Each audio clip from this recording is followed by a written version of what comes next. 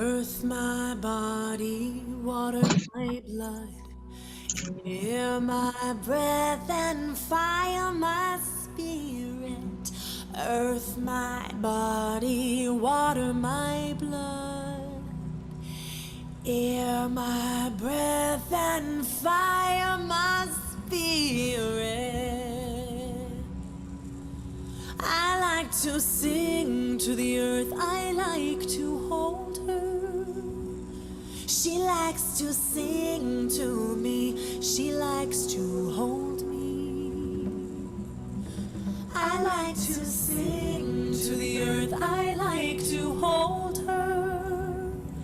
She likes to sing to me, she likes to hold me. I carry fistfuls of leaves. I make love to the breeze. I carry fistfuls of bones. I trust they will lead me home. I carry grief on my wings. I know I caged birds sing. Through many turns of this moon, my women have suffered wounds. But my grandmother's with me. Close your eyes, can't you see? And my grandchildren are here. The rose, the crow, and the deer. I am surrounded by light, the light of stories. I need to quiet my mind, I need to listen. We are surrounded by light, the light of stories. We need to quiet our minds, we need to listen. Earth my body, water my body, air my breath, and fire my spirit. Earth my body, water my body, earth my body, earth my body, water my blood, air my breath, and fire my spirit.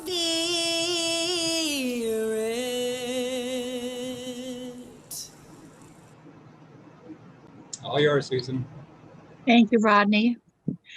Welcome, everyone, to our Wind Voices 2021 series. And Rodney, this is number 25. 25. All right. Thank you, Rodney.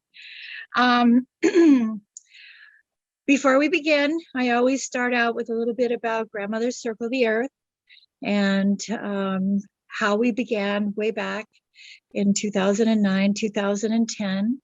And we have covered quite a bit of the world and met so many grandmothers and others wherever we've been, and grateful for that. And the Wind Voices is growing out from that work with the Grandmother's Circle of the Earth.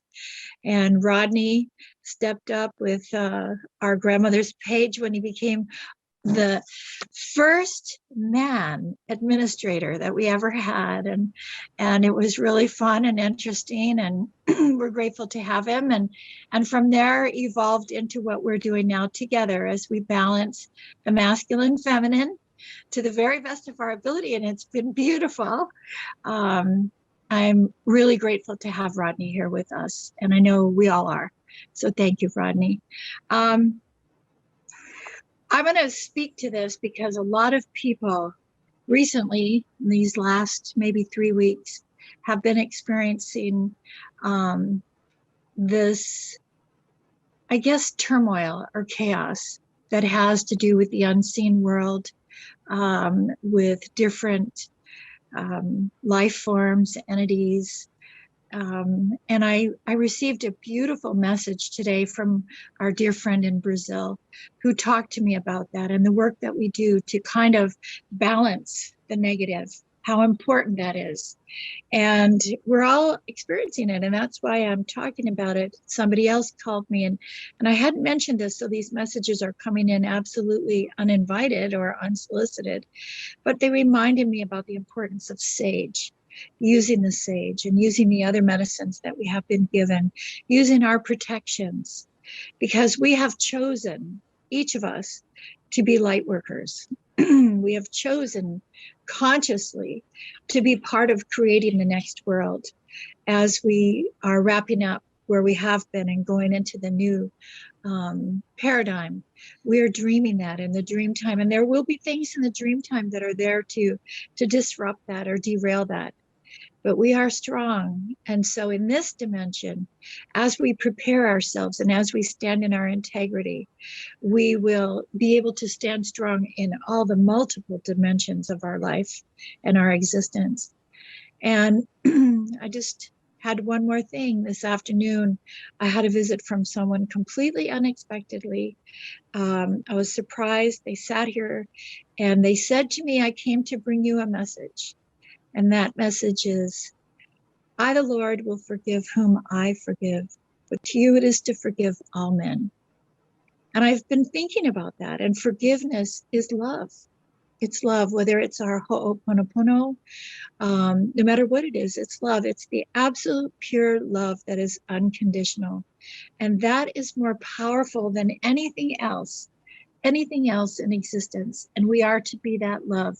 So as we now come from that place with our wind voices, I want to remind everyone that wind voices came about through the kindness of Ted Silverhand. And as he was speaking to me one day, he talked about the wind voices and opened a door for me. And that doorway has led down the corridor of our Wind Voices 2021 with our 52 speakers throughout the year. And so today we have the honor of having with us Romola Thumbadoo. She's raised in South Africa, but her ancestry is from India. And Ted had told me about her several months ago. And before we had even started the series, he talked to me about her and the role that she has played in the world and in the lives of some people who are just phenomenal people. And when I saw her first attending our Wind Voices, I was really excited and began to read a little bit about her and learn about her. And I knew that there was a reason why she was to be on our program. And so here she is today. I'm not going to take up any more time because I know that everything that she has to share with us will be absolutely perfect. But with that, I'm going to welcome her here and I'm going to turn the feather over to her.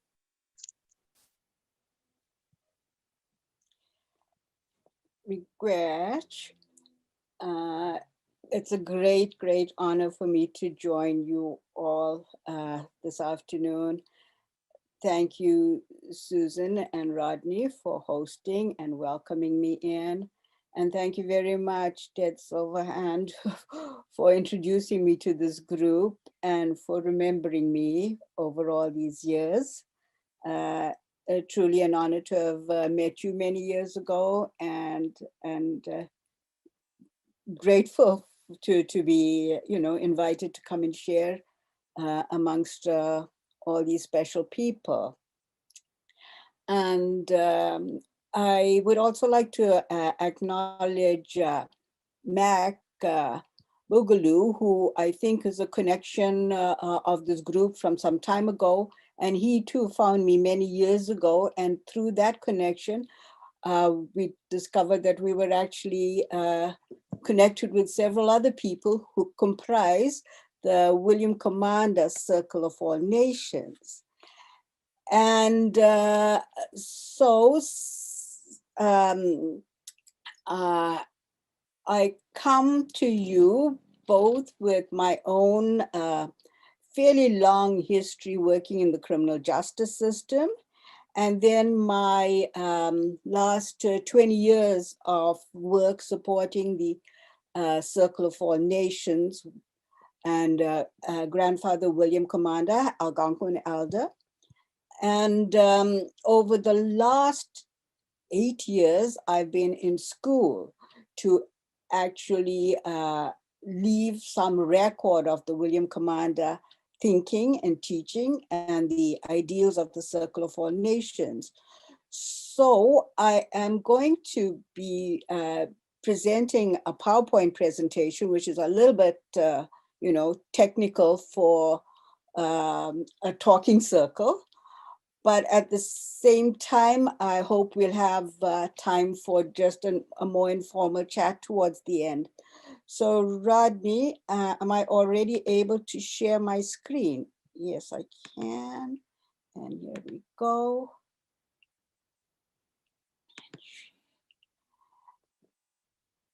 And does that work okay?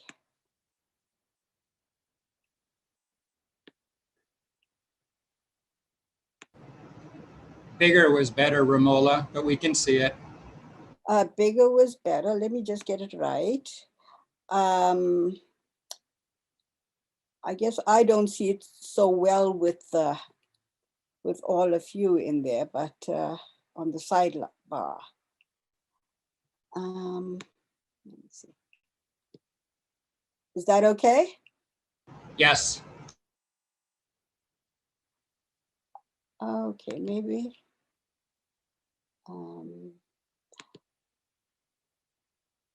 Okay.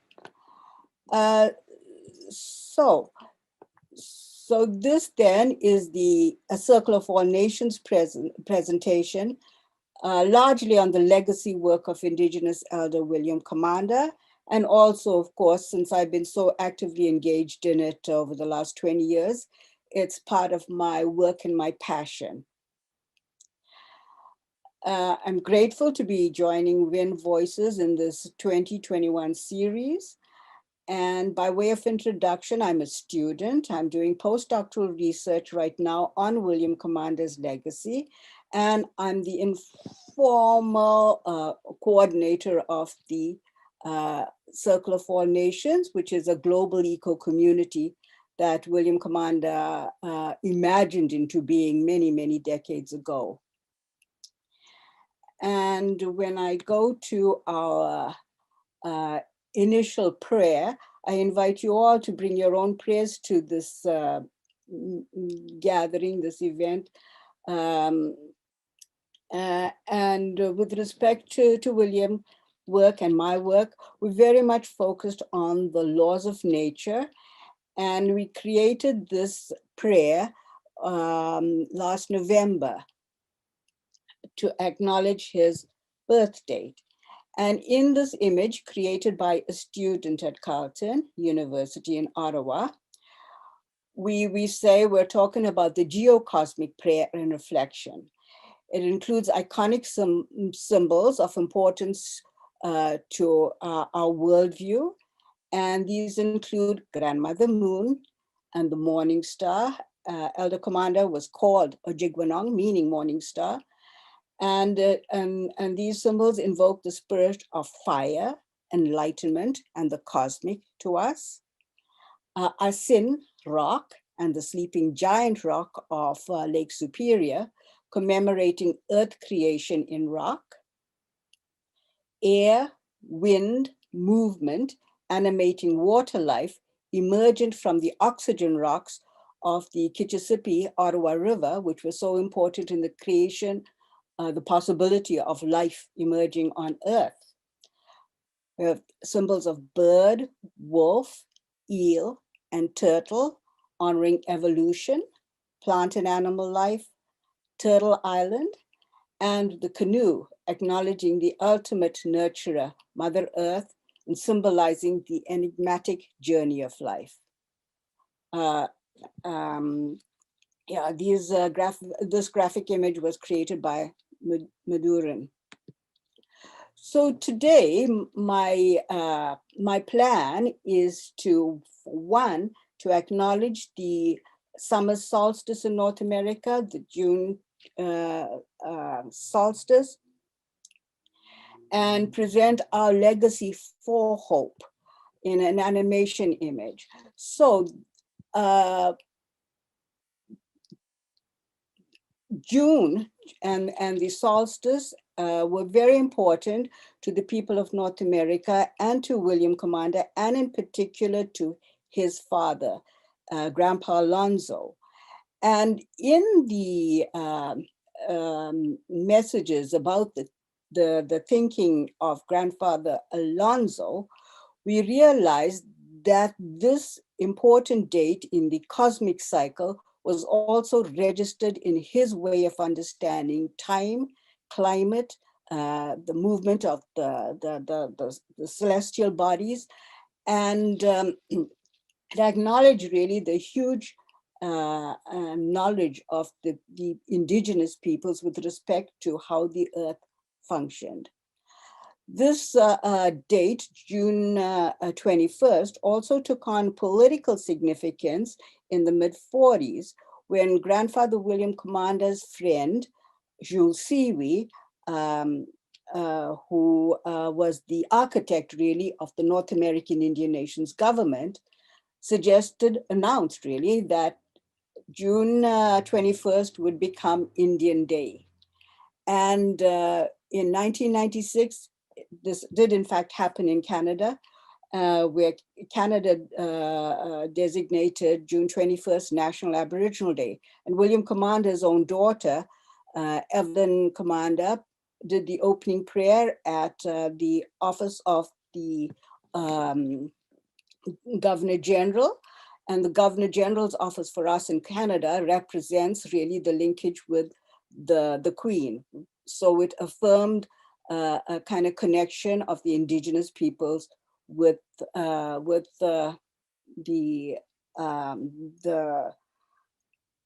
leadership and affirms really the sovereignty idea that has been part of the thinking of so many indigenous peoples, including Grandfather William Commanda.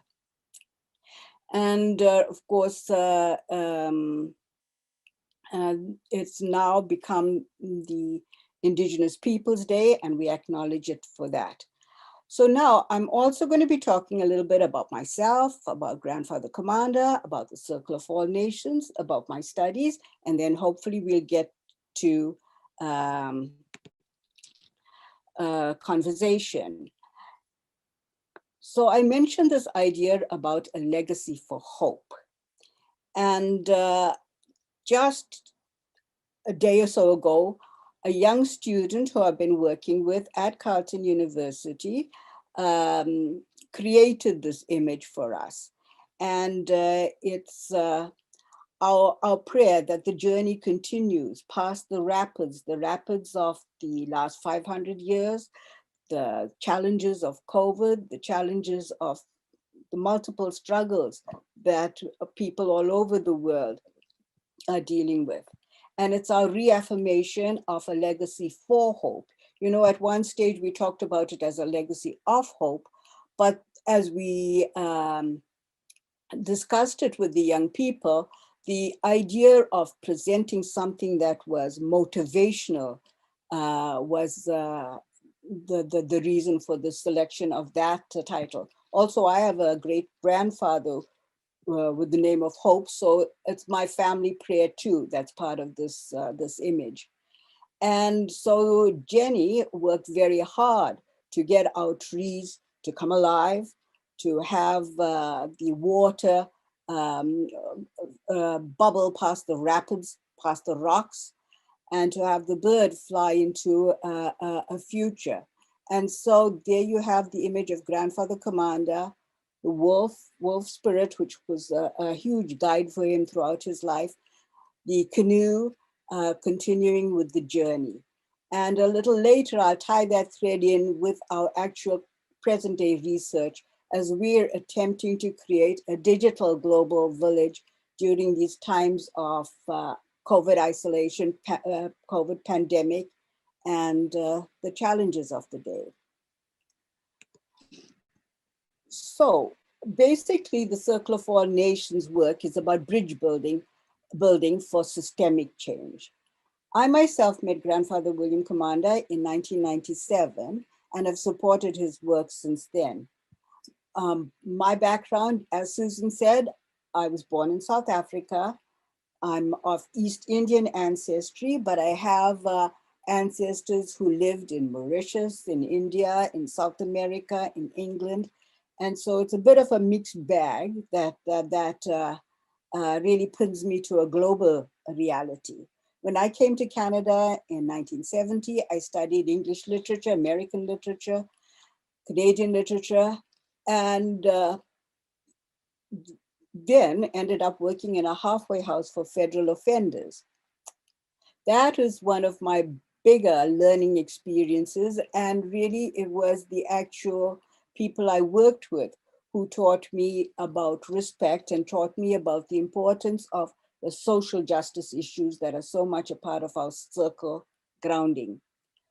Thereafter, I served Canada as a public servant for many years, and I was a parole officer. And I used to think it was a great thing to be an immigrant taking care of the safety in Canada.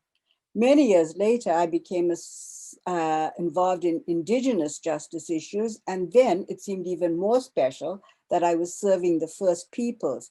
And this was primarily commenced in the late 80s and throughout the 90s. The 1980s in Canada involved a lot of research into Indigenous justice issues, and there were inquiries in every province and territory, which indicated that Indigenous peoples were ill-served by the systemic and overt issues oppressing them within the justice system. Thereafter, there was a land-based issue, the Oka crisis, and thereafter, Royal Commission report on the aspirations and the conditions of Indigenous peoples, and that resulted in the creation of new federal legislation in Canada.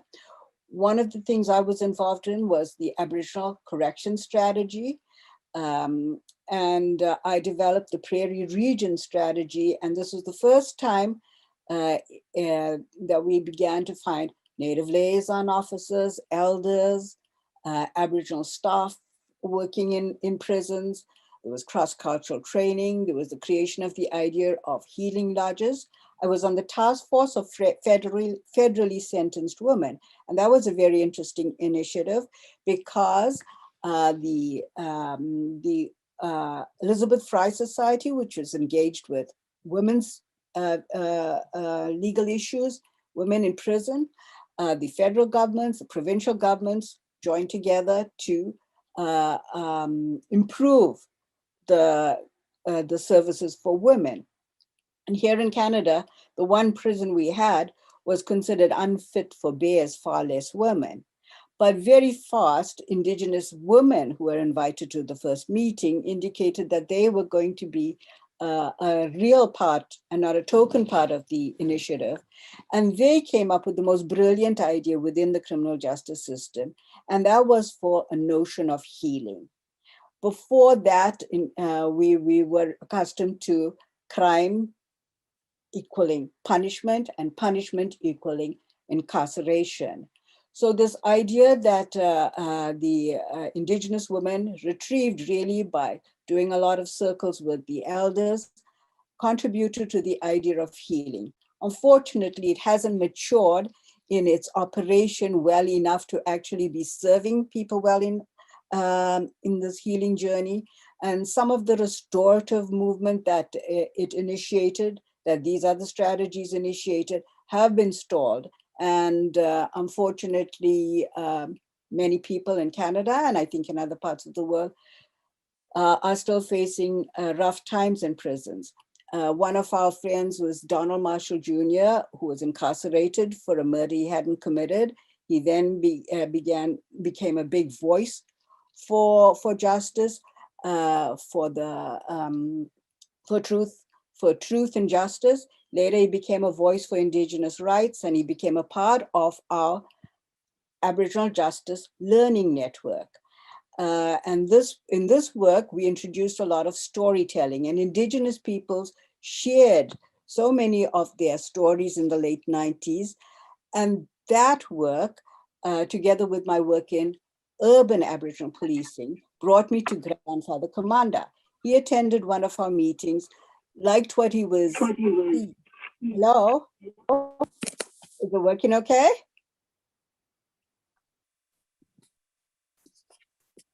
Are we doing all right? Yeah, someone just unmuted themselves. I'll disable that. Okay. Okay, so really great. Thank you. And so then, I met Grandfather Commanda. He invited me to a gathering at his place. And Susan, I managed to get to that one, though unfortunately you didn't. But I have to tell you, when I was first invited, I was kind of hesitant. I was wondering why I would go to a spiritual gathering. And when I said that to Grandfather, he said, well, yes, that's a $64 question why you'd come. And a week before his gathering, he asked me again whether I was coming, and I was still dodging. And he said, anyone can learn, And so I rented a station wagon, put my headboard into it to make myself a mattress. I bought granola bars and orange juice, and I went camping to this gathering at Grandfather's Lake in Kirigan Zibi Reserve, Manawaki. And of course, it was such a transformative experience, because then I began to understand the many things that he was wanting to do.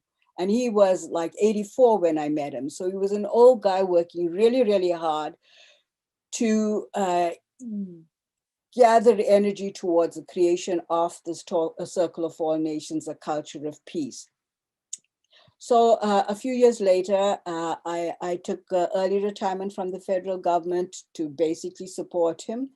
And then finally, after he died in 2011, after my mother died in 2011, I returned to kind of figure out whether I would be returning to government or wondering what my next steps would be. And my next steps took me to school. And this is why then I have to leave a bit of a record of my credentials, because basically what I'm trying to do is leave a record of the William Commanda thinking and teaching in the academy, because he himself received honorary doctorate degrees here in Canada. And I didn't want his record to just be that of a pretty face. So he was passionate about his concern for Mother Earth and for North America. And he, like other Indigenous peoples, talked about Turtle Island. And early in the 80s, in the 2000s, we found a way to explain to people how Indigenous peoples conceptualize this amazing image of Turtle Island by going through maps in our old books. Now, the first image you see is really a live turtle that I met in the aquarium in Cape Town in 2012. And just this year, it was an injured turtle, and I took many photographs of it, including of its injured shell. Just this year, 2020, I saw a newspaper article, and it worked out that this very turtle was heading to its nesting grounds in Australia. It had been healed, it had been released from the aquarium in Cape Town, it had gone off in the wrong direction up the West Coast, then after 6 months reoriented itself and then headed to the West. And I make a point about that because, we're dealing with so many changes on planet Earth right now that are impacting not just us as humans, but every creature. And a creature like the turtle that depends on the magnetic currents and the ocean flow to orient itself to its perpetuation of life is so important. The next image I show you there is an image of an artist's interpretation of Turtle Island. The first map shows you Mami Winini, which is William Commanda's word for himself. We're nomads, we traveled every day. They were traveling freely across Turtle Island. And today we see demarcations of North America, as we call it today. William Commanda was the carrier of the sacred wampum heritage of the Algonquins of the Eastern Seaboard. He received 2 honorary doctorate degrees, and he was appointed Officer of the Order of Canada, Canada's highest acknowledgement of people who desire a better country. And we say, indeed, grandfather did desire a better Canada, and that is why he worked so hard till he died at the age of almost 98. And the little image there includes this legacy prayer of his, that we must come together with one heart, one mind, one love, and one determination to create a circle of all nations, a culture of peace. So who is William Commanda? He's the carrier of the sacred wampum heritage. He's a renowned birchbark canoe maker and craftsman. He's a political Algonquin leader, elder, chief, and he was the chief of the North American Indian Nations government, and a little bit more about that later. He's the founder of the Circle of All Nations, a global eco-peace community dedicated to advancing environmental stewardship and racial harmony. He's the officer of the Order of Canada, recipient of the honorary degrees. University of Ottawa Chancellor Michael Jean created the Commanda Hall in recognition of his relevance to academic knowledge in 2014. And the Student Resource Center, the Indigenous Student Resource Center at Carleton University was named Ojigwanong, again after William Commanda, the Morning Star. And on the right, you see an image of a plaque at the Canadian History Hall with his message. And his message was always twofold.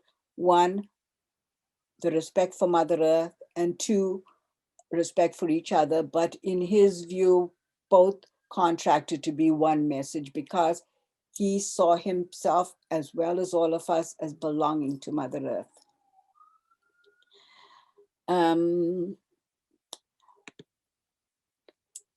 And so then we've wondered at different stages, what's religion, what's sacred, what's spirit. And with respect to the sacred heritage of wampum that he carried, with wampum belts, the first known carrier of the wampum belts being his great-great-grandfather, Pakanawatik, stick hit by lightning, thunder stick. The wampum belts were about, the wampum belts that he carried were threefold. One was the 7 Fire Prophecy belt. It was the oldest wampum belt. It's the longest one on the table. And it talked about the changes that would come into the lives of the of the indigenous peoples with the coming of the newcomers, and the various impacts that were going to be made on their lives. And many people believe that Grandfather Commanda was the carrier of the wampum heritage during the unfolding of the 7th fire, the 7th message, the 7th prophetic message of the wampum belt. And, at one stage we were kind of hopeful that that was leading us to the lighting of the 8th fire of peace and harmony. But at one stage I'd written such a thing down, and Grandfather then said, no, it hasn't come yet. And unfortunately he was right, because we are still living lives of challenge and strife. But as with our image, we're also believing in the legacy for hope to lead us into a better future. better future for all.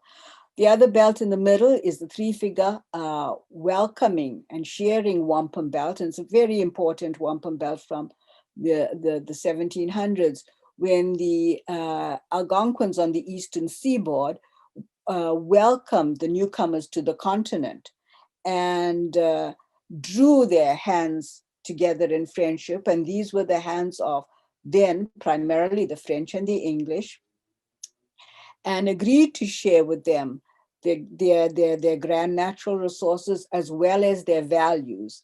And it was a sacred agreement acknowledged by the symbol of the Vatican. And that was really, really very important to William Commanda. And so though he knows and knew his family, his ancestors had struggled and suffered deeply after the coming of the newcomers, he still affirmed that welcome in commitment to their promise, hoping for the day when people would, in fact, respect the friendship ideals of that very important wampum. And of course, in those days, these people of the Eastern Seaboard were the earliest ones to encounter those newcomers. The third wampum belt, and you see it a little bit more clearly on the last image, and there he is showing it actually to a grandson-in-law of Nelson Mandela, who came to visit Canada and then insisted on coming and getting a blessing from the Indigenous elder. And that belt is really, in many respects, the symbol of borderlessness for William Commanda.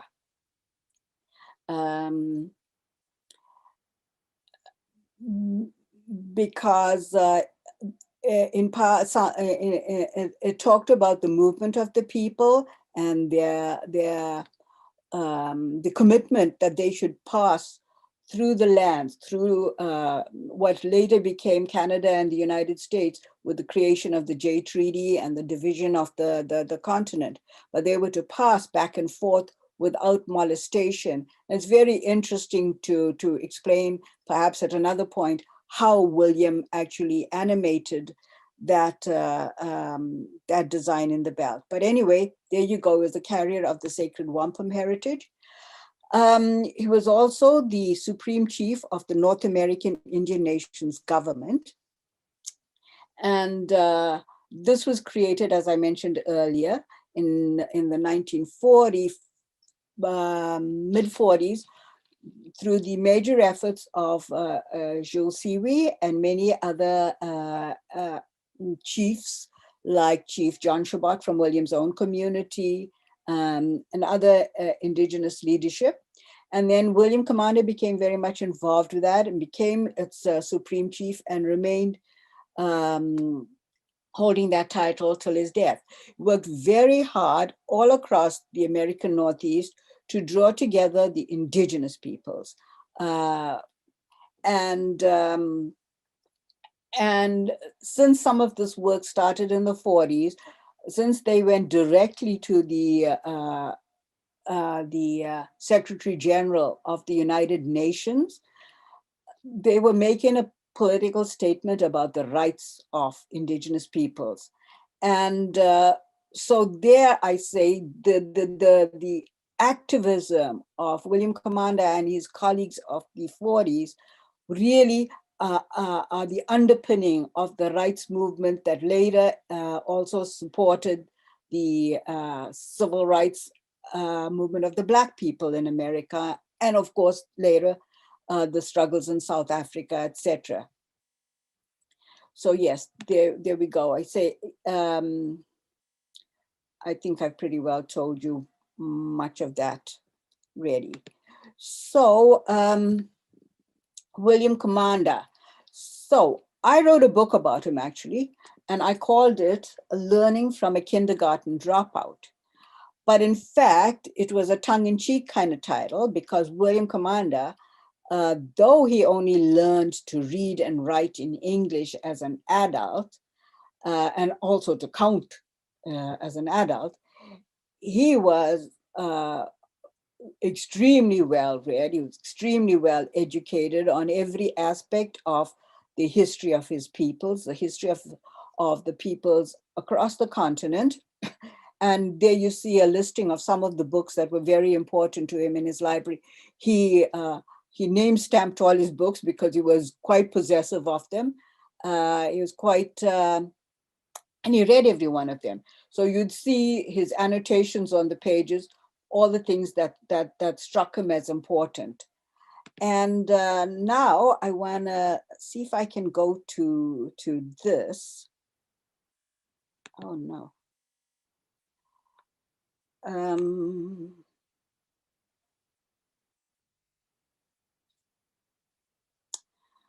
I had wanted to play this for you. Maybe I'm going to play it a little later because it's not activating right away for me.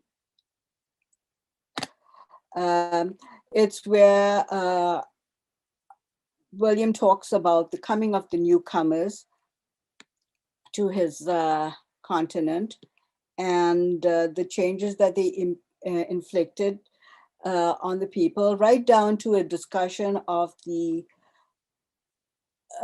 children who lost their lives in the residential school. And many of you will be aware that this was a really hot and painful moment in Canada, as we realize just how widespread the abuse of Indigenous children through the residential school era and thereafter has been. And William Commanda talked about that maybe 2010.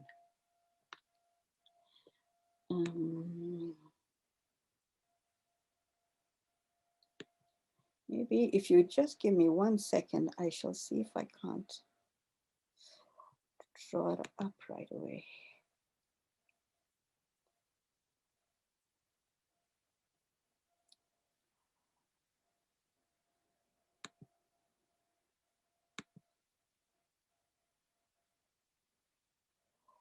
Excuse me, just have too many.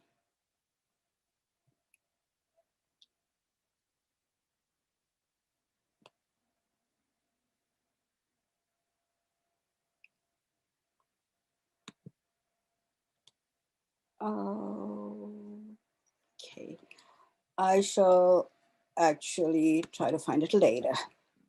Okay, so then the kindergarten dropout, that's our book. The next image is of William doing a prayer for the land mines treaty that was signed here in Canada, the initiative that Princess Diana was very actively involved in. So his peace message was like global in its implications. The next is a prayer for the Chaudière Victoria Island, a place where he had a vision for an Indigenous healing and peace building center. Unfortunately, that has not manifested as planned, and instead it's become a privatized place for condo development. And there's William Commanda when he received his first honorary degree at the Ottawa University. He actually delivered the convocation speech, and the party afterwards was really hardly for the young people, it was really William's party. Here then is the image of the three-figure wampum belt, the welcome of the Algonquin people of the Eastern Seaboard to the newcomers. And there is William Commanda reaffirming that greeting with the former Prime Minister, Pierre Trudeau. During this meeting, they shared a plate of beans. And William Commanda spent a lot of time talking to the Prime Minister about the justice, and actually that the injustice that the Indigenous peoples were struggling with. So he said, well, you know, we spell this word Justus. And so Pierre Trudeau said, no, you know, it's justice, Justice. No, insisted William, it's just us. And the ironic implications of the William coinage of that word has later been taken up by many other activists. And of course, the struggle for justice continues to be part of our reality today. so many decades later. The spirit of that welcoming wampum belt was also very important to William Commanda. And he actually pointed out to me that he had actually welcomed the Dalai Lama here in 1991, when Canada really was not prepared to welcome him. And later, he welcomed Nelson Mandela, the other kind of voice of global peace. And here with the Queen Elizabeth at a garden tea party, William Commanda is actually showing her a sovereign that he shared, that she had sent to all the chiefs in North America when she became queen.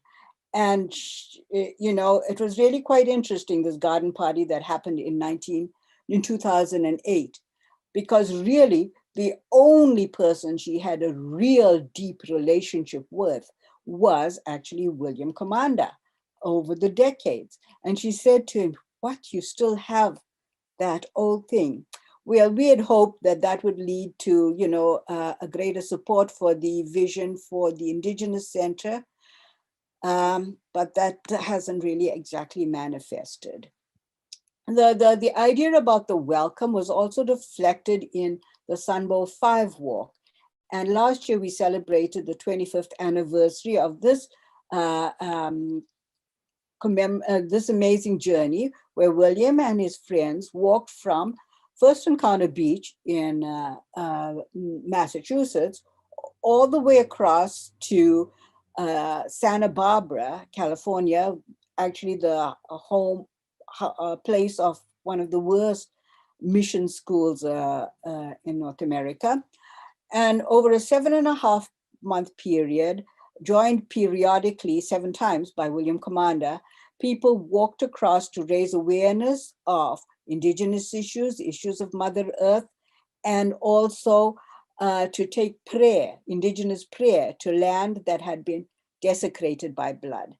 And that included actually a prayer for Martin Luther King in Memphis at the motel. So William's engagement with both the peace and the environmental issues was extensive. And last year was the celebration of that moment. This image was actually created by a student. So really what we've been trying to do with my educational process is also to engage young people in understanding the work of Indigenous folk. Here is an image of the many people who were engaged in the creation of the vision for the Asanabkap Indigenous Peace Center. And this was intended to manifest at the Sacred Chaudia Falls, a very special circular rapids, which also exuded the sound of Mother Earth in its earlier days.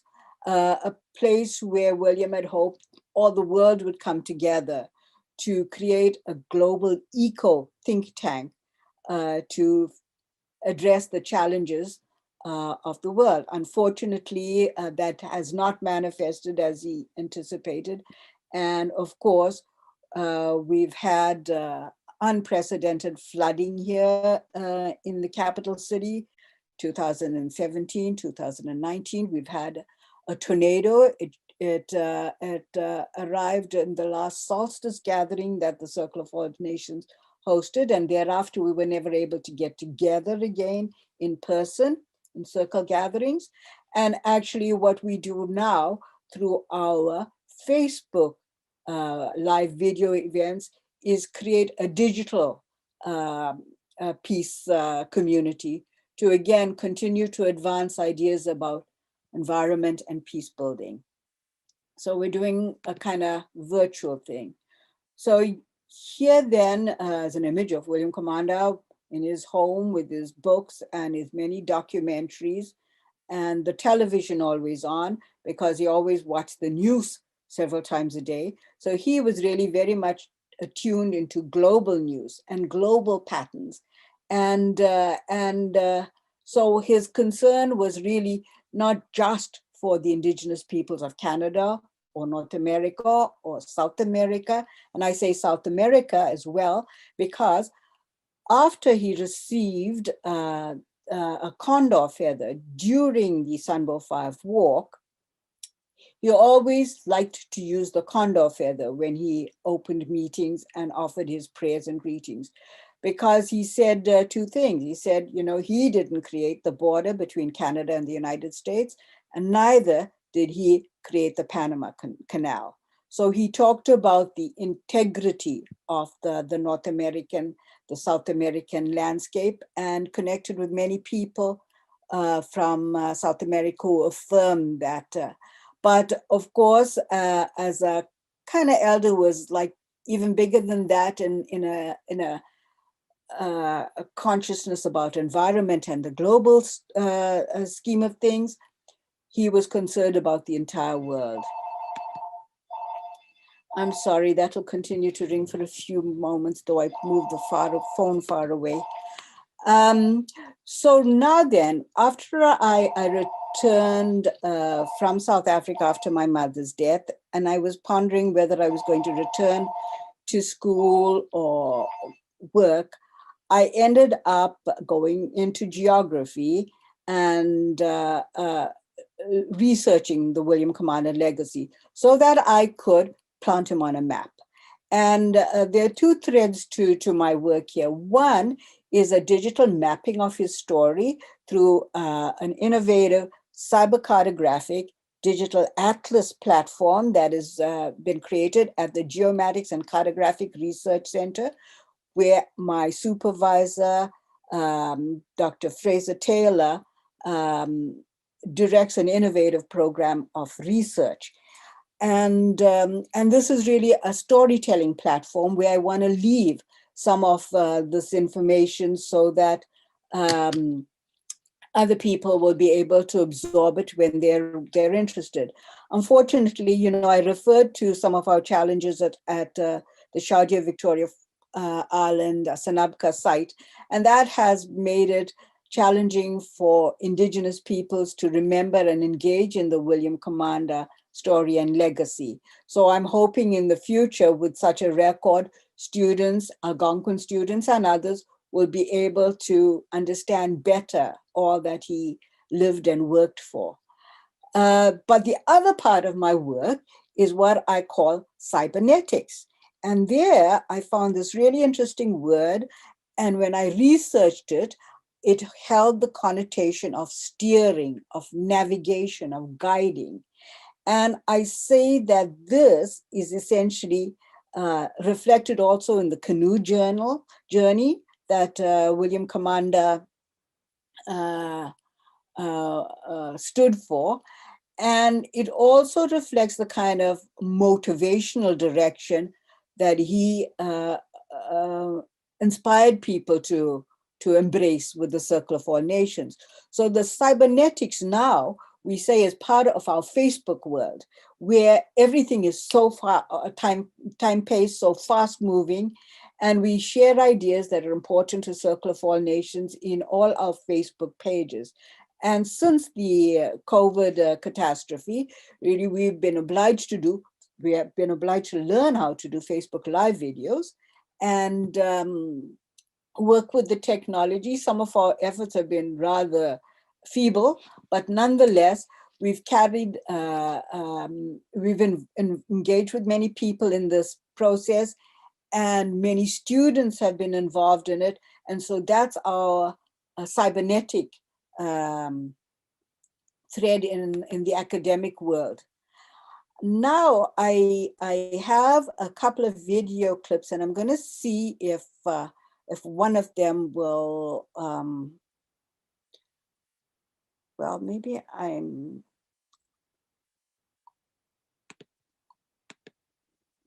okay, it's perhaps because I don't have the right thread. Maybe I have to move into the presentation mode shortly. Okay, so then I'm going to say yes. So there are these videos. This one, Good Enough for Two, is comes from the canoe teaching video, which shows as much about the teaching of the ancient canoe craft, as well as it shows the values and ideals that have been important to William Commanda. The other one is the 2020 Circle of All Nations commemorative video that we created because 20 years ago, last May, we hosted an international peace gathering, and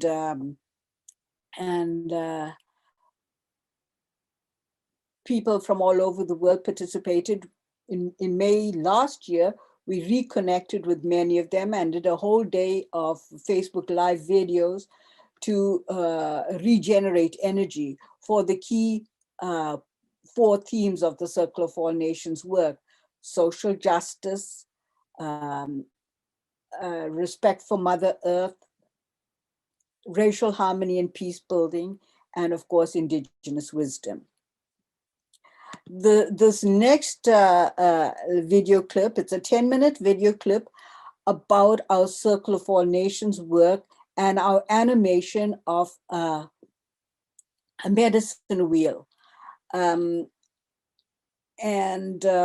was invited to do a presentation for the Climate Coaching Alliance Global Webinar. And there is a much longer 90-minute video that captures this workshop where we talked about how we could take indigenous medicine wheel thinking to inspire other people working on climate change, but for them to embrace indigenous concepts or William Commanda kinds of and Circle of All Nations ideals in doing their work. And I extracted from that a 10-minute clip, which shows you then how we actually animate our Circle of All Nations logo. And in this is the landing page to our our online communications. So in the center, you see actually our logo. The tree in the center was a gigantic spruce tree, actually photographed by William Commanda, where you see 4 trunks emerging from the roots.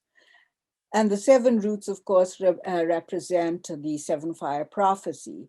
The turtle turtle's back is actually a photograph of a live turtle photographed by Claude Latour, who pulled together our image for us. The mountains represent a lake of 2 mountains, Oka, the ancestral meeting place of William Commanda's ancestors. Very important place where the Ottawa River joins the St. Lawrence. The St. Lawrence, as you might know, is born really in Lake Superior, and it travels through all of the 5 Great Lakes, joining then in Montreal and heading to the Atlantic seaboard. And the image of the morning star is the symbol of William Commanda's own name, William Commanda being Ojigwanong. And he was born on the 13th of November in 1913, on the eve of the First World War. And for many of us, he's become a symbol of light in a world of increasing darkness as we move from the First World War to the Second World War, and of course to the strife and struggle that we continue to face today. And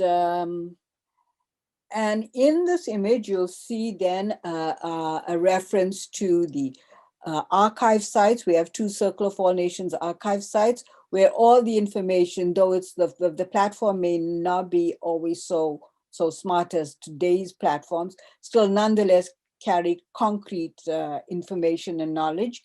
So we leave that there for all who are interested. Right across is the Asanabka Legacy site, which talks about the vision for a peace and a peace building center, but also includes much of our more recent reports and activities.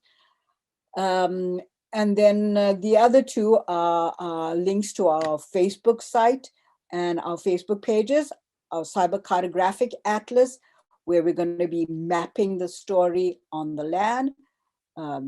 And then eventually in the center, well, actually we're working on it right now, a new Circle of All Nations website.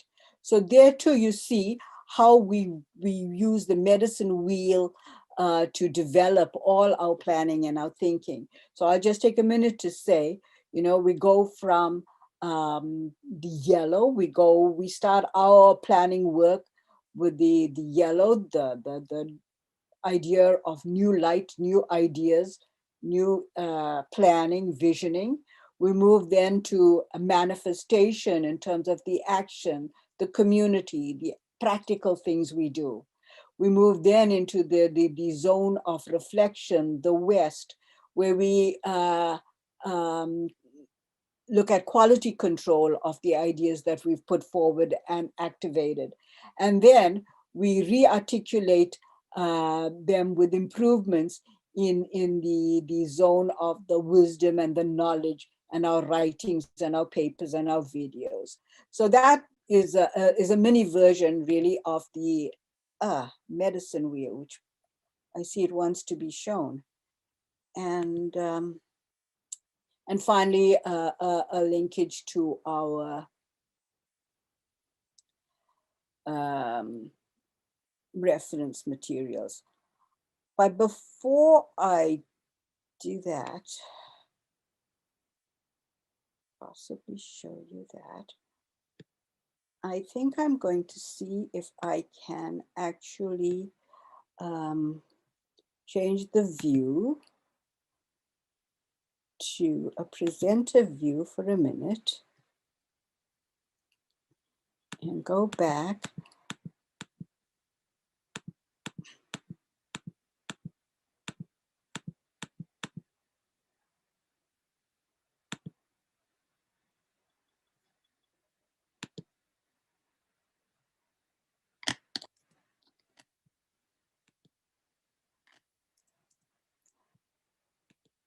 Pardon me, it's not wanting to show.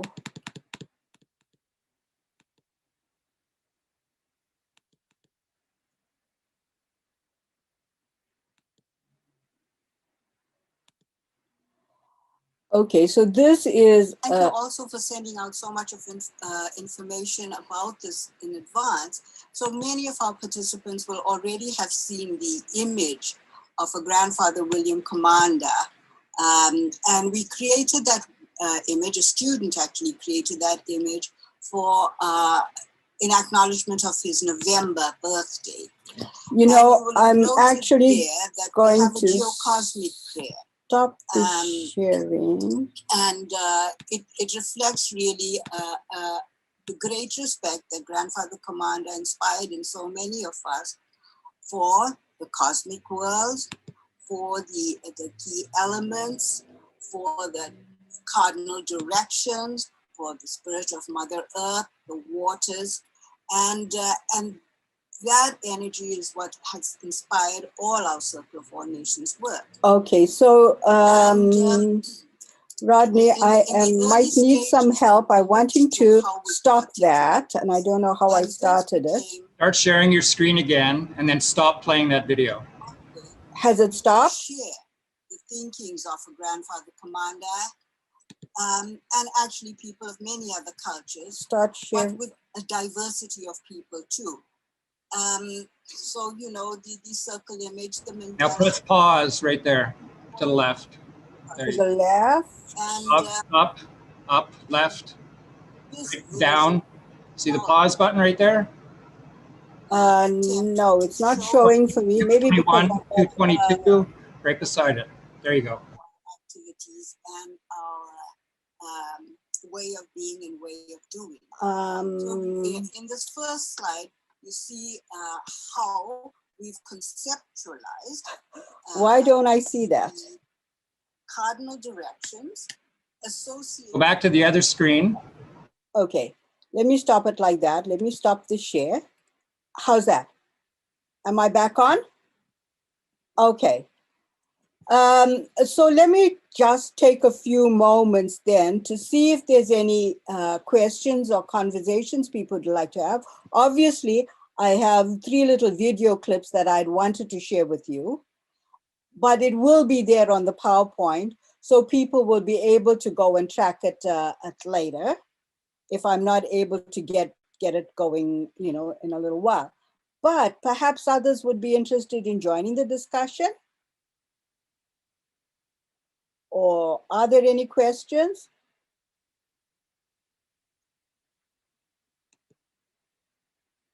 Or shall I just keep going?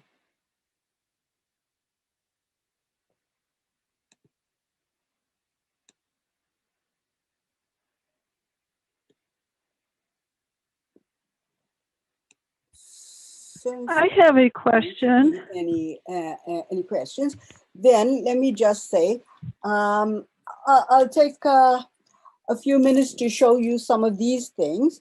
Okay, Grandfather Commanda's work was basically animated by grassroots people. And so he was really not a part of any kind of like formal world, though he connected with people all over the place. He hosted amazing gatherings from 1996 till the year he died, 2011, and people came and joined him from all over the world. And then they created various documentaries as they were inspired by different aspects of his work. This one is a National Film Board documentary of his visits to prisons. And this is where then he introduced the idea of forgiveness to inmates. He talked about how they needed to take responsibility for their own behaviors and then build their way to, you know, new bridges and transforming their lives. And it was really pretty amazing because at one point we hosted inmates from the federal prison on temporary absence leave to our gathering, and they helped create the structure for a Midwaven Lodge and activities.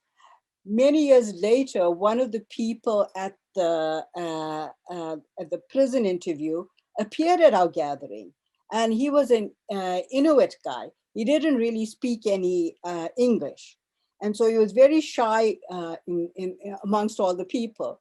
And then one day I saw him going and volunteering to clean the toilets. And in some fashion, he was contributing to the work because he felt nonetheless a part of the circle. And that, I think, is the kind of energy that was so exciting to us. And was very exciting because a lot of the people who actually served as our security were former people who might have been in trouble with the law, but they were really the people we relied on to keep us all safe. And it was an amazing event. Grandfather also then made many presentations to government on environmental issues, peace issues, and all of those kinds of things. Amongst his many friends is this one, and Ted, you'll remember Adrian Esposito. And this is our friend with Asperger's syndrome. He came and found us one year, this rather huge kid, and he was talking about dealing with meltdown. And at that stage, I wondered, you know, what is this word, meltdown? And he was talking about the frustrations that he, as a kid with Asperger's syndrome, was dealing with, both in the schools and in his engagement with people at large. And his mother had been encouraging him to create videos. And he then asked grandfather if he thought that would be a good thing for him to be doing.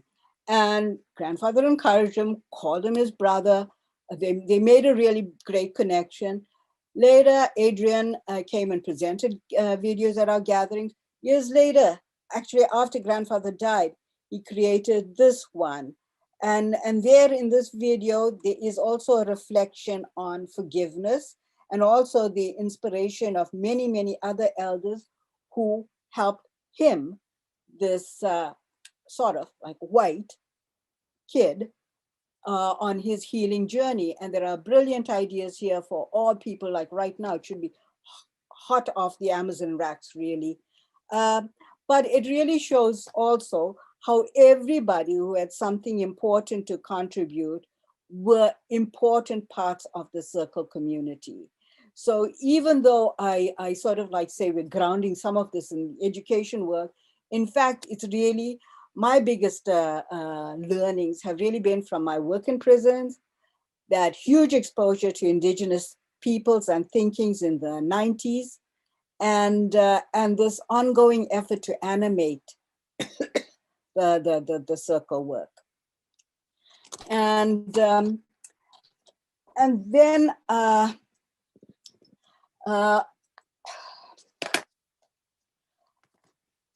when we wrote this book, you know, we included many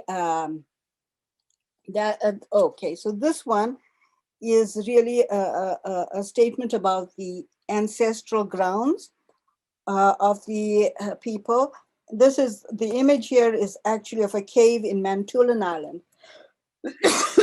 And at that stage, I didn't realize, but it was actually the home of the Algonquin people. And that message of the land was what drew William back to that place.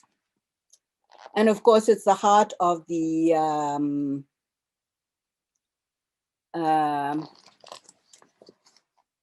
Great Lakes watershed. I want to show you this one. So when William Commanda kept talking about peace, I kept trying to think, okay, in this world of such strife, how do we manifest this?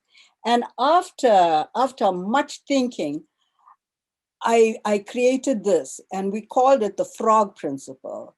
And we talked about how we go from the foundations of an issue to the results, to the opportunities that challenge can present, and to our goals. And this came really actually from a childhood encyclopedia where there were these transparencies, where you saw, you know, the frog and you saw its skin. And when you turn the transparency over, you saw its muscular system. And when you turn the next transparency over, you saw the skeletal system. And then you saw the vascular system. And that inspired me to create this. So basically, if you look at the red, we talk about the foundational issues in any kind of struggle.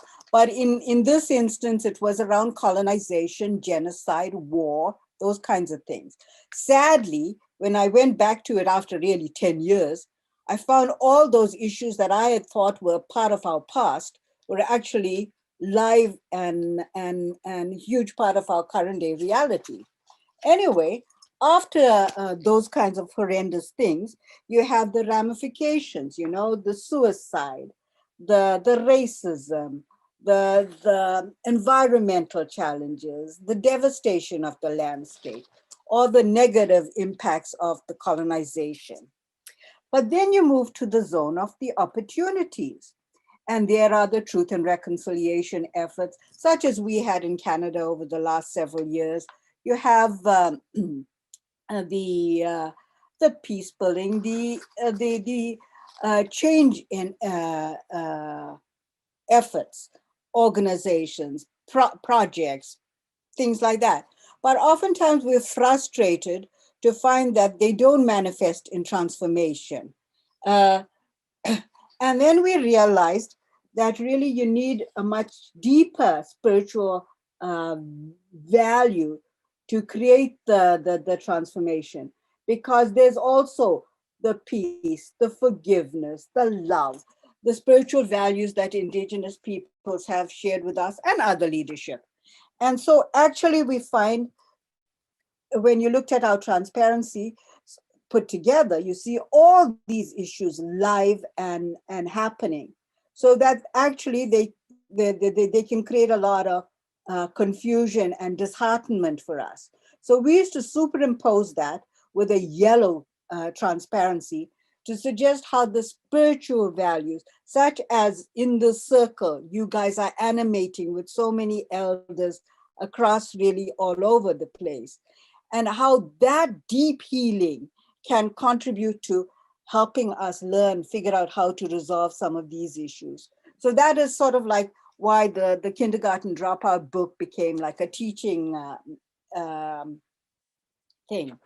And when we supported the Wolf Project, you know, we linked it around the medicine wheel idea, but in the center lies the wolf. And the wolf was a very important teacher to William. When he was a child, he went out to the trap lines with his father, and his father sent him out to check the traps. And he was a little kid, and it was winter, and he was off on his snowshoes with his little dog. And then his dog kept hopping onto his snowshoes. And eventually William stopped and looked around and found that he was surrounded by 4 timber wolves, 4 big dogs, he called them. And so he had to hold his dog because it was his dog who was frightened. He had to quieten his dog. And he was just like overwhelmed with the majesty of these wolves. And they then looked at him for a long time, then went back on their backs and clawed into the sky, really. And then eventually they leapt up, and the leader, the alpha wolf, howled, and then they went bounding off. So when William came back to tell his father about this experience, his father asked him how he felt. Were you scared? And no, he hadn't felt any fear because he was in awe, really, of the majesty of the wolves. And his father said, well, if you'd reflected any fear, they would have killed you. You know, that's how it is in the winter, when you're out there alone like that. Well, wolf became really a big part of William's ongoing energy. It was a supporter. And when I mentioned the Wolf Project, it's a project that honors people who promote racial harmony. William received a Wolf Award. Then he became a special advisor to the project. People like Chief Avalokitenhorse was a recipient of a wolf. Nelson Mandela was a recipient of a wolf, that kind of thing. Okay, and there were other stories around wolves in our. In fact, one time, some elders were wanting to do a ceremony over William, and they sensed wolf energy, and they kind of wanted to draw it out. But I remember I touched his foot, you know, and somebody said, don't do that. But I realized the wolf was his protector. And after he woke up after this, the first thing he talked about was the childhood wolf experience. Okay, so William Commanda died. He died on the eve of his gathering, and we continued with his gathering in 2011. So he had a huge send-off party. Everybody was there. And I was wondering whether the wolves would show up. And, you know, we had taken to showing movies on the big screen during the gatherings in the evening. So in the evening, I'll just tell you a little bit about our gatherings. There were 3 days of gatherings at William Commanda's place. People came from all over the world. They camped out and they participated in sunrise ceremonies with the elders, talking and presentations by the lead voices in terms of the social justice, the racial harmony, the environmental issues, the peace building. In the afternoons, they participated in sweat lodges and other healing activities. In the evening, there was social dancing and drumming and things like that. So people really developed and engaged in community. But one of the evening activities could be go watch the movies. So we set up a big screen, showed movies. We showed Adrian Esposito's documentaries. Anyway, grandfather's funeral over, and we were going down to watch movies, and we watched this one called Canada the Movie, and it opens with a winter scene of Canada, and wouldn't you know it, the wolves are there and they're howling. And I started laughing, you know, it was like so special. It was so special. So yeah, so wolf, and of course, all that connection with the world of nature was so important for us. We created posters to show some of his work. Oh yeah, so when I was telling you earlier, and you could go to that video about how we operate the medicine wheel, you see on the first level, we're talking about the zone of vision, action, reflection, and animation and new wisdom. In the next, we show how we make that detailed in terms of our projects and our work. And so I, as it were, translated this document into an academic teaching course. And I delivered it informally to people to show the ongoing relevance of those ideas in contemporary times. So yeah, so that then has been like the other part of the ongoing work. One more thing I'll mention, and then I'm going to look at the comments. Grandfather decided I needed to be educated properly. And one day he decided, when I was thinking I was researching mega dumps, that no, he was going to buy me a kayak. And he insisted on doing this. And so we put the kayak into his lake. I was waiting for somebody to show me what to do. Nobody would. So I thought, how hard can this be? I put one toe into the kayak and it flipped me into the mucky, froggy water, the froggy water. And, suitably humbled, I got back into my kayak and then I kayaked. But over that summer, I learned so much about beaver, about muskrat, about the dens of diversity that nature creates. And I understood then about water. I understood about the spiritual energies that he had been trying to teach me about. Remember one day, I wanted to go to a certain place on the kayak, and a kayak kept moving in another direction, and there was no wind, there was no reason for it to go in that direction. So eventually I thought, okay, pay attention, let it be, go. And I did. And then I landed with 7 loons and they started to sing. And it was like truly magic because, I said I was an English literature major, always read about the loons, the voice of the bird in Canada. But there they were and they were singing to me. So when I came back to report, then grandfather said, well, Romola, it's energy.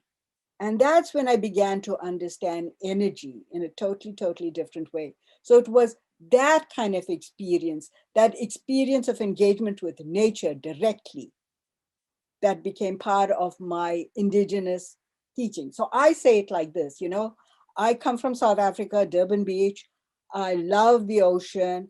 I've traveled, fortunately, I'm so fortunate to travel all over Canada and much of the United States, driven through much of it. And I'll talk about a beautiful mountain, beautiful lake, things like that. The environment, the landscape. William Commanda talked about Mother Earth. And he talked about a relationship with the Mother Earth, with a living Mother Earth. And I say he created really his circle of all nations because he saw a lot of people not awake to his mother. They were abusing his mother. And so he said, well, you know what? I've got to make these guys my relation in order to introduce them to my mother so that they will take better care of her. And they'll think of her as more than a pretty sunset. And frankly, that was my journey in. And this is actually what also gives me a kind of authority to speak about William and his teachings, because he trained me in that kind of fashion. He introduced me to his land. He introduced me to the water. And then he gave me the 2 things I say that were part of our talking circle. As we passed the feather around, I used to be very shy in the old days. I didn't have too many words to say. And when the feather go around, I think, oh my God, what am I going to say? What am I going to say? Hardly listen to anybody. I was just worrying about what I was going to say. Till eventually I began to talk. And when I did my justice circles, we had hundreds of people talking. Gradually, I realized we have both the right and the responsibility to speak and share. And so then that became part of the other important thing that I learned.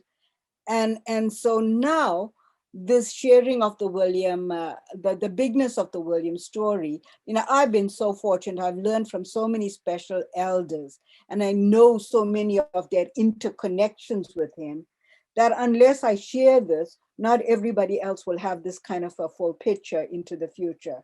So I'm kind of like committed to doing this, and I'm grateful to have an opportunity to do some of this with you. Okay, so when was William given his vision, basis for his life work? I mean, I think he was always interested in everybody, but in 1961, he had cancer and he was going to die. He had gone down to 98 pounds. And then he had a pretty interesting experience. He says one day he woke up, he was leaning on his Chesterfield, and at the window, he heard a bird. It was dark at night. His daughter and his wife were still sleeping. But the bird there cried and sang so beautifully, his tears began to fall. And he knew it was more than a bird. He said, you know, to this creator force, I'm in so much pain, take me now, unless there's something you want me to do. And that was a transformational moment in his life, because then his creator gave him a big mission, which was to build peace. And his wife said afterwards, what's happened to you? You're not cursing all these people who destroyed our ancestors and destroyed our land. William had found a new way into relating to them, and he found the path to forgiveness. He always spoke the truth, but at the same time wanted to waken them up. But there were 4 threads to this healing journey. One, medicine plants that his wife, and another medicine elder. So he returned to the healing of the land for his healing.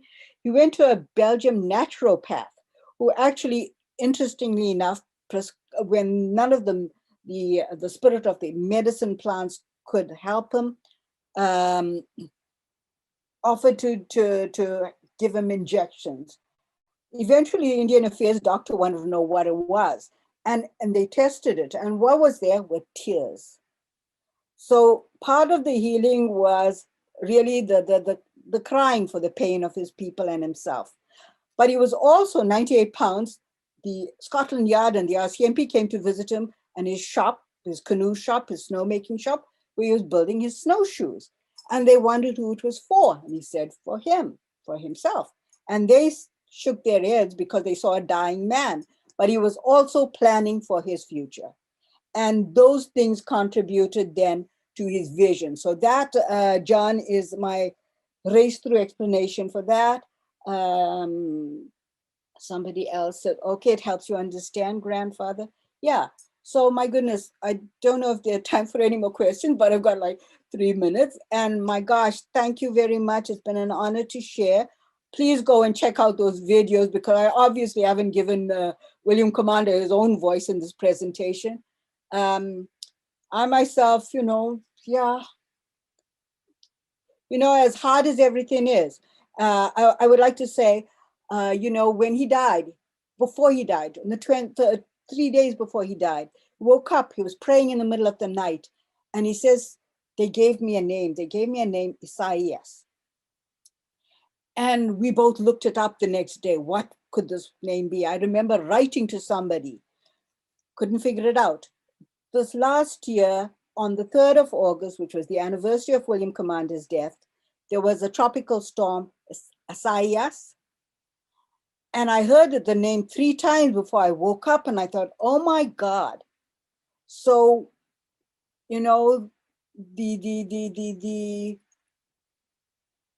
council fire folk who gave him that name, gave him a name that links with the wake up of Mother Earth, And of course, the environmental crisis. We talk about climate change today, but it isn't really climate change. It's all the abuses that we have imposed on the earth, the species, et cetera, et cetera. So we need to understand it in a much bigger context in order to forge, that legacy for hope.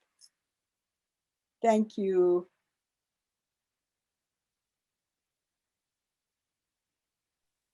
Thank you so much. That was absolutely beautiful. I can't hear you, Susan. Oh, because I've turned my mic down. Or Sir Dong, napakalayo niya. Galing po siyang ikay. Wow! Pinood natin. Woohoo! All right. So, Thank you so much, no? So share lang ng share po, teachers, no, para mas marami, especially to your Yes. IT admins. This would be very helpful to your administrators per se, no. Yeah, so that you can share and exchange thoughts afterwards. Okay. So it's now time to introduce to our stream, okay, to our platform, no, the speakers for today, okay, who will be introducing to us this wonderful platform, which definitely teachers know will That's my awestruck with. exit, Sir Franco. Yes. Okay. So I am first, let's have Sir Adrian McDonald, okay, from Impero. You, Romola. Stream, okay. And of course, Is that coming from Romola? Sir I think Miss Nella, okay, Ondrad you may have to mute Romola and then just listen. in Nella, okay, and of course, okay, Mark Winter, okay, as well. I'm muted. There, I think Romola, you're going to have to mute and then just kind of listen as we do the wrap up now. Is that correct, Rodney? Yeah, I muted her. Yeah. Okay, thank you very much. Okay, so I can't see her though. How can I see her? I don't know. I want to look at her. Can you see her? Yeah, Okay. go to gallery view. Go to gallery view. All right. Let me see if I can. All right. So Romola, I can't see you, but I know you're there. So now that I get to wrap this up and follow up with you, I just want to say how grateful and honored I have been to be able to listen to you. I'm speaking for myself, but at the same time, I can see from what other people are saying too, how grateful they are. You are so animated. And I just love that. And you brought William Commanda to us. I have always regretted missing that gathering, but I feel like with all of the amazing amount of information that you shared and spirit and his teachings, you have become those things that he gave to the world. And I am so grateful, as I know everyone else is too. I want to just say personally that I tell everybody I have 25 years behind bars because I too have worked in federal, state, and juvenile corrections and tribal corrections. And I can understand and relate. And I now see why Ted always knew that I would love you and told me that I would love you, because I can see that part. I also want to thank you for this example that you've shown us for how important it is to capture everything that our elders are giving out to the world. And that's the whole point of our Wind Voices, is so that we could, in our own small little way, which is nothing compared to the plethora of what you have put together about William Commanda, but in our little way, just like we did with you today, that we could capture this information and hold it there safely for the future, to perpetuate and to protect that knowledge so that it can go on even when they're not here with us anymore. And you know, in that case, I talk about Kukum Elizabeth Babin, who was the very first of ours. She actually opened us in December with our doorway in to the Wind Voices. And now she has moved on out the doorway out. And gratefully, we're able to say that we have her teachings that are there, that are available to everyone. And that's the strength and the purpose of what it is that we're doing. So to have you stand here now, Romola, to just hours from the door opening to the summer solstice, which, as you have shared with us, is so very important to the next step in what we're doing. What a wonderful blessing you have been. And I will always be grateful personally, but I do, as I said, I believe I speak for the others. The talk that you're giving today will be available in 2 different places. People can share it. You're welcome to get it and share it as well. Trying to see if there's anything else that I wanted to say. The part about the justice, the balance, the forgiveness, all of this is exactly what we need to be taking with us as we move forward through the door of the solstice opening. And with that, Rodney, I don't know if you wanted to add anything else. I'll just go ahead and give the prayer. Should we do that? Go ahead. Okay.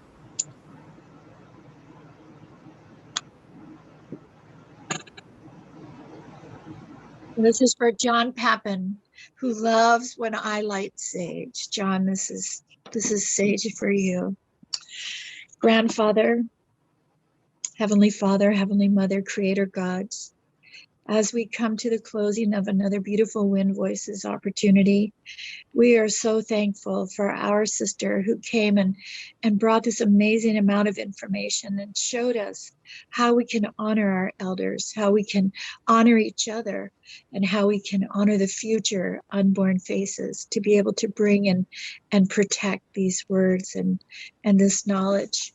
We know that we are living in interesting times. These are the times that have been prophesied, and that we are here now for a reason and a purpose.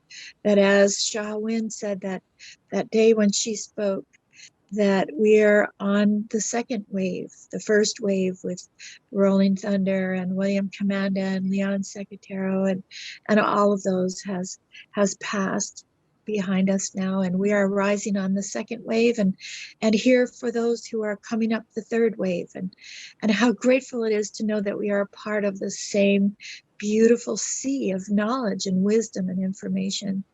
Help us, please, to be able to stand in our strength and our integrity, to be able to be worthy as hollow bones, to be able to bring.